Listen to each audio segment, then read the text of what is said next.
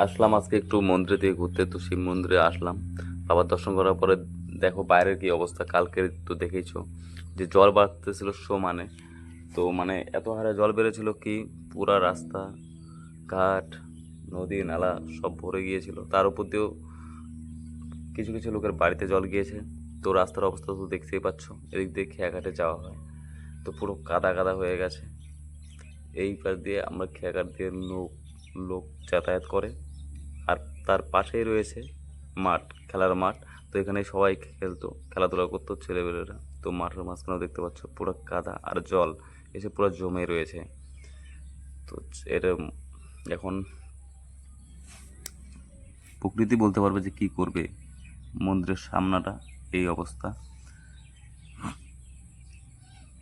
তো এতটা ভয়াবহ জল হয়েছিল কালকে যে কিছুক্ষণের মধ্যেই নদী থেকে একদম রাস্তা পর্যন্ত জল এসে পড়েছিল।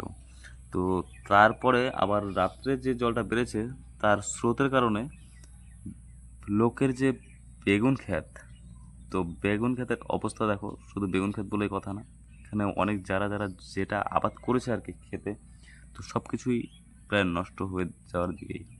তো এগুলোতে দেখতে পাচ্ছ পুরো মাটি কাদা লেগে পুরা শেষ হয়ে গেছে, পুরো ক্ষেতটাই নষ্ট হয়ে গেছে। তো কোথায় কোথায় এরকম অবস্থা হয়েছে অবশ্যই কমেন্ট করে জানাবে। আর আমার চ্যানেল